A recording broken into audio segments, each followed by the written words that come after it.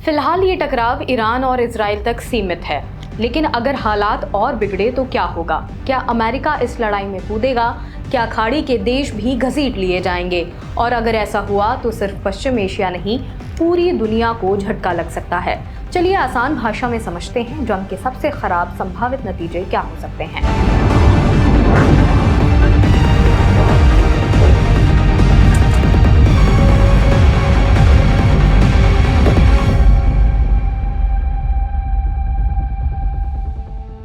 Iran मानता है कि इजराइल के हमलों में अमेरिका का हाथ है, भले ही वॉशिंगटन इसे नकारे। लेकिन ईरान के पास पूरे वेस्ट एशिया में ऐसे टारगेट्स हैं जहां वो हमला कर सकता है, जैसे इराक, खाड़ी देशों के मिलिट्री बेस या अमेरिकी दूतावास। अगर इन हमलों में अमेरिकी नागरिक मारे जाते हैं तो अमेरिका का दखल बढ़ सकता है और डोनाल्ड ट्रंप जैसे नेता जो दोबारा राष्ट्रपति पद की दौड़ में हैं, मजबूरी में जवाबी हमला कर सकते हैं। इसका मतलब एक और बड़ी जंग, शायद ईरान की जमीन पर। अब सवाल खड़ा होता है कि खाड़ी देश बीच में आए तो क्या होगा? अगर ईरान इजराइल को सीधे टारगेट ना कर पाए तो वो उन देशों को निशाना बनाएगा जो इजराइल के समर्थन में हैं, जैसे यूएई, सऊदी अरब या बहरीन। 2019 में सऊदी के तेल ठिकानों पर हमला, 2022 में यूएई पर हूती मिसाइलें, ये सब मिसालें हैं कि ईरान जब चाहे हमला कर सकता है। और अगर ऐसा दोबारा होता है तो खाड़ी देश अमेरिकी जेट्स और डिफेंस सपोर्ट की मांग कर सकते हैं, जिससे जंग और ज़्यादा इंटरनेशनल हो जाएगी। अगर ईरान की सरकार गिरती है, इजराइल का असली मकसद क्या है?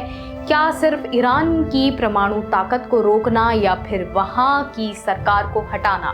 अगर ईरान की सरकार गिर गई तो क्या होगा उस शून्य का जो वहां बचेगा?